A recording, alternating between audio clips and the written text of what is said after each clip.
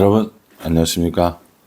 5월 13일 화요일 넘치는 우리교회 매일 묵상 시작하도록 하겠습니다. 오늘 본 말씀은 에스더 2장 1절부터 18절까지 말씀입니다. 시편을 묵상하다가 이렇게 에스더처럼 이렇게 서사가 있는 본문을 묵상하시려니까 쉽지 않죠. 그래도 빼먹지 않고 꼼꼼히 묵상을 하시면 줄거리가 눈에 들어온단 말이에요. 그럼 이 부분에서 하나님이 여기에 개입하신 거구나. 제가 어제도 말씀드렸지만 에스더에서는 하나님이란 말이 나오지 않아요. 그러나 하나님이 일하고 계시는 거잖아요. 그리고 하나님의 그 일하시는 부분들을 우리가 찾아내는 거라는 거죠. 이래서 이 에스더는 하나님을 혹은 이스라엘은 하나님을, 그래서 나는 하나님을, 이렇게 되는 거거든요. 그러니까 이 서사 이야기 가운데 나오는 하나님의 일하시는 부분들을 찾으시면 좋겠다라는 생각을 해봅니다. 어제 어떻게 끝났냐면, 어제 본문이 와스디가 폐위됐어요. 와스디가 폐위되면 여러분 다시 왕후를 뽑아야 될 거 아닙니까? 그 주변의 신하들이 왕후를 다시 뽑읍시다 라고 이렇게 얘기를 했어요. 그래서 전국에 있는 이 처녀들, 아리따운 처녀들을 불러 모으는 거죠. 옛날에 우리나라도 사극 같은 데 보면 뭐 왕세자비를 구하기 위해서 뭐 간택령이라는 걸 내리고 이랬단 말이에요. 그런 것처럼 전국에 있는 이 왕후를 할 만한 사람들을 다 이제 선별하기 위해서 모으는 겁니다. 이 기준은 2절에 보면 왕의 측근 신하들이 아뢰되 왕은 왕을 위하여 아리따운 처녀들을 구하게 하시되, 이렇게 얘기합니다. 왕의 측근들이, 그렇죠. 그러니까 왕의 마음을 잘 아는 사람들이 왕후의 자리를 비워둘 수는 없으니까 왕후를 하는데 어떤 기준으로 하면 되는가? 두 가지예요. 첫 번째는 왕을 위하여. 다른 사람을 위해서 하라는 게 아닙니다. 왕을 위하여 하라는 것. 그리고 왕을 위하여 어떤 사람입니까? 두 번째, 아리따운 처녀를, 이렇게 얘기하는 거죠. 그러니까 백성을 위해서도 아니고, 나라를 위해서도 아니고, 하나님을 위해서도 아니고, 누구를 위하라는 겁니까? 왕을 위해서 하라라고 얘기하면서 다른 여러 가지 기준, 뭐 왕후가 부자여봐야 얼마나 부자일 수 있겠어요? 왕보다 부자일 수는 없겠죠. 뭐 권력이 있어봐야 얼마나 있겠습니까? 왕보다 권력이 있으면 안 되겠죠, 당연히. 그러니까 왕보다 권력이나 뭐 돈이나 이런 건 필요 없으니까 아름다움을 기준으로 삼는 거예요. 왕을 위하여, 왕이 보시기에 좋은, 왕이 보시기에 아리따운 이런 처녀를 구해서 왕으로 삼으시기를 원합니다 라고 이렇게 이야기를 했어요. 그러니까 이 이야기를 들은 왕이 좋아요, 안 좋아요? 예, 좋다고 한 거예요. 그러면 그렇게 해서 여러 이런 사람들을, 여러 여자들을 찾아보자 라고 이렇게 해서 명령을 내린 겁니다. 자, 이때 이제 누가 나오게 되냐면 에스더가 나와야 될 거 아닙니까? 에스더의 집안 이야기가 나오는데, 에스더는 누구와 함께 살고 있었냐면 삼촌과 함께 살고 있었습니다. 이 삼촌의 이름이 뭐냐면 모르드게라는 사람이고요. 이 모르드게는 앞으로 계속 나오니까 외워두셔야 돼요. 삼촌 모르드게는 바벨론의 포로로 끌려올 당시에 끌려왔던 사람이라고 그랬어요. 그러니까 모르드게가 있고, 모르드게와 함께 살고 있는 누가 있냐면 하다사라고 하는 아이가 있었습니다. 하다사. 이 하다사가 에스더의 히브리식 이름입니다. 그러니까 원래 이름은 뭐였다는 거예요? 하다사라는 거죠. 그런데 지금 바사 제국에 살고 있으니까, 페르시아 제국에 살고 있으니까 페르시아식으로 이름을 바꾼 거예요. 그게 뭡니까? 그게 에스더인 거고요. 그 에스더의 이름의 뜻은 별이라고 어저께 얘기했고요. 오늘 여기 나오는 그 하다사라고 하는 건 식물의 이름이라고 하더라고요. 식물의 이름을 이렇게 붙여준 거죠.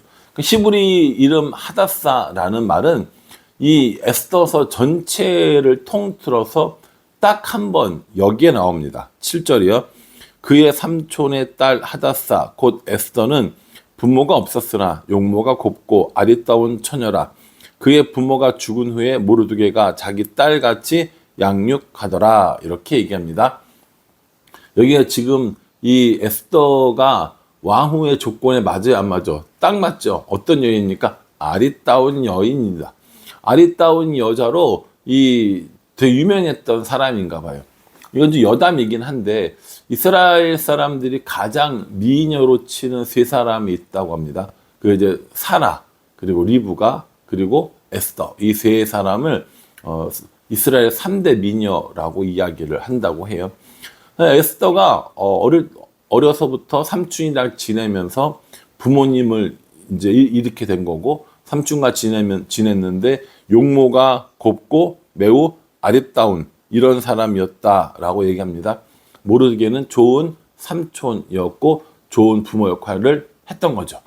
이렇게 삼촌이나 살고 있었던 에스더도 그 왕후 감택용에 뽑혀가지고 가게 된 거예요. 그래서 이 왕궁에 끌려가서 했는데 그 왕궁에서 왕후를 뽑는 이 일들을 준비했던 사람이 누구냐면 헤게라고 하는 사람입니다. 헤게라는 사람의 그 관리하에 있게 된 후보자인 거죠. 왕후 후보자. 이 헤게가 에스더를 매우 좋게 본 거예요. 그래서 여러 가지 이런 도움을 많이 주면서 이렇게 돌봐줬고, 모르드게는 이제 자기 조카가, 딸 같은 조카가 왕궁으로 들어갔으니까 계속 그 왕궁 근처에 있으면서 어떻게 되나 이를 알아보고 있는 이런 상태였다고 이야기합니다. 그런데 여러 가지 이제 이 일들을 쭉 거쳐서 결국에 이 최종 후보에 올라간 거죠, 에스더가. 근데 이 에스더와 같이 후궁 그 왕후로 간택되려고 했던 사람들은 자기가 원하는 것들을 다 가지고 자기 자신을 꾸미고 왕 앞에 나갈 수 있었습니다.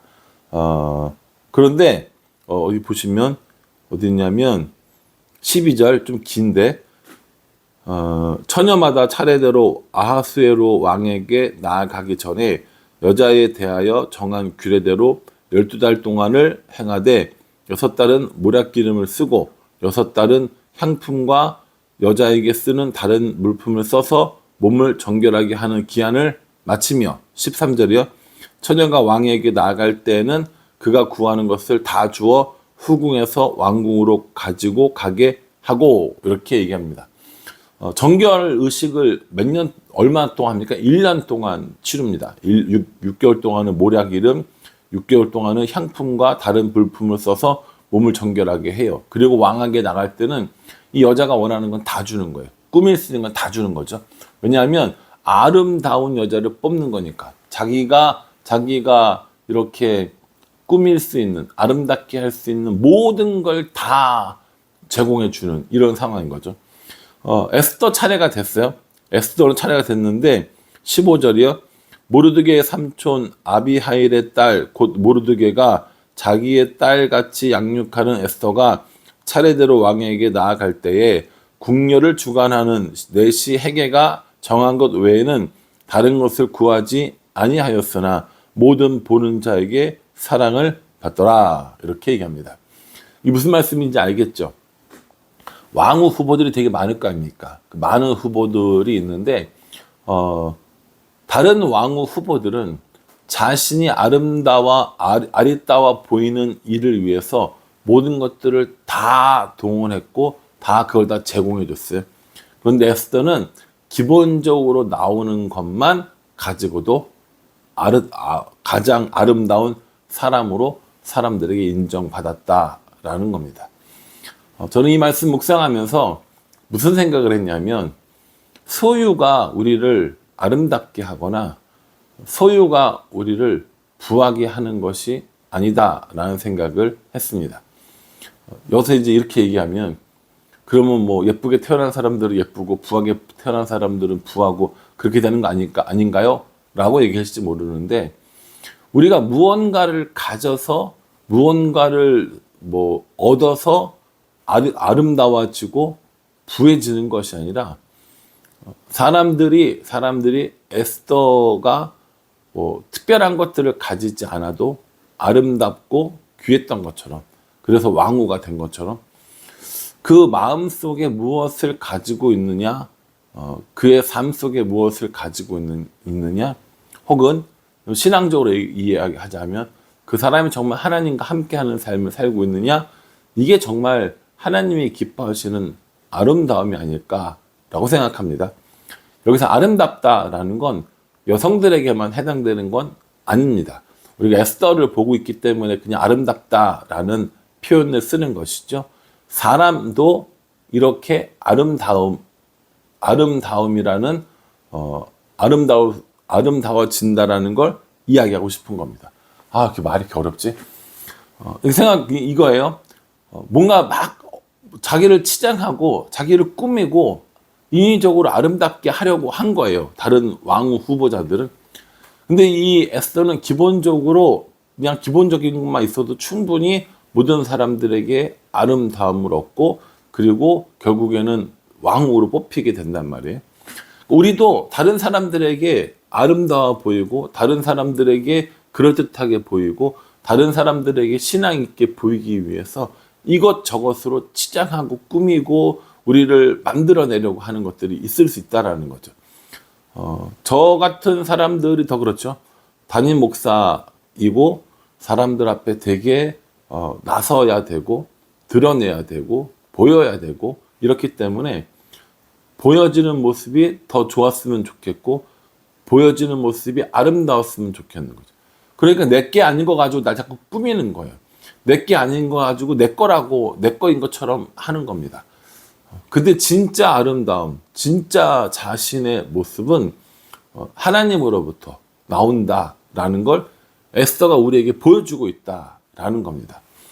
아무리 돈이 많아서, 아무리 좋은 화장품을 써서, 아무리 좋은 옷을 입고, 아무리 좋은 가방을 들어서 자기 자신을 그렇게 멋있게 꾸몄다 할지라도 사람들 앞에는 그렇게 아름답게 보일 수 있을지 모르나 실제 하나님 앞에 그렇게 아름답게 보일까라고 하는 건 생각해 볼 문제라는 거죠. 그러니까 우리는 아름다워지기 위해서 무엇을 하느냐가 중요합니다. 아름다워지기 위해서 좋은 옷을 입습니까? 예쁜 가방을 맵니까? 가방을 매나요? 가방을 듭니까? 화장품을 많이 바릅니까? 그렇게 하면 우리가 아름다워집니까? 눈썹이 없는 사람은 눈썹을 그리고, 이게 뭐예요? 이거 쌍꺼풀 없는 사람은 쌍꺼풀을 하고, 볼태기를 늘리고 빼고 막 이렇게 하고, 막 이렇게 하면 예뻐집니까? 아니요. 성경에 이야기하는 아름다움은, 에스더를 통해서 이야기하는 아름다움은 그게 아니라는 거예요. 소유를 통해서, 꾸밈을 통해서, 인위적인 모습을 통해서 아름다워지는 것이 아니라 그의 삶 가운데 하나님이 함께 하시는가가 아름다움을 결정하는 가장 중요한 요소라는 겁니다. 제가 아까 처음에 얘기했죠. 에스더서에는 하나님이라는 단어가 나오지 않는다니까요. 그러니까 이 에스더서 그 안에서 하나님이 어떻게 일하시는가를 보는 것, 그것이 우리들이 이 에스더를 통해서 배워야 할 것들이라는 거죠. 오늘 저는 아름다움에 대해서 생각을 해봅니다. 여자분들만 해당되는 얘기가 아니에요. 남자들도 마찬가지입니다. 내가 무엇인가를 가지고 있으면 아름답고 멋있어 보이고 힘있어 보이고 이런 게 아니라는 겁니다. 내가 더 많이 소유하면, 더 많은 힘을 가지면, 더 많은 스펙을 쌓고 능력을 가지면 아름다워 보여지고 멋있어 보여지고 힘있어 보이고 이렇게 보일 거라고 하는 건 사람들 앞에서 그럴지는 모르지만 하나님 앞에서는 아니라는 겁니다. 여러분, 사람들 앞에 아름다운 사람 되시겠습니까? 하나님 앞에 아름다운 사람 되시겠습니까? 저는 기왕이면 하나님 앞에 그리고 사람들 앞에 아름다운 사람이면 가장 좋겠지만, 그렇지 않다면, 그리고 그 둘 중에 하나를 선택해야 한다면 저는 사람들 앞에 아름다운 사람보다는 하나님 앞에 아름다운 사람을 꿈꾸겠습니다. 물론 저도 하나님 앞과 사람들 앞에 올바르고 멋있고 아름다운 사람이 되려고 할 거예요. 그런데 그게 가끔 가다가 충돌일 때가 있잖아요. 그때는 사람들에게 멋있어 보이는 사람이 아니라 하나님 앞에 올바른 사람, 하나님 앞에 아름다운 사람이 되겠다는 겁니다. 여러분들은 어떠세요? 오늘 에스더의 말씀을 묵상하시면서 다른 것들로 아름다워지는 삶이 아니라 하나님으로 인하여 아름다워지는 우리 모두가 되기를 주님의 이름으로 축복합니다. 기도하겠습니다. 하나님, 에스더가 왕으로 뽑힙니다. 왕은 아리따운 여인을 원했고 에스더는 아리따웠습니다. 주변의 많은 왕후 후보자들은 온갖 것들로 치장했으나 에스더는 그러지 않았습니다. 하나님, 우리도 소유로 그리고 겉모습으로 아름다워지는 것이 아니라 하나님과 함께 하기 때문에 아름다운 사람 될 수 있도록 은혜 베풀어 주시옵소서.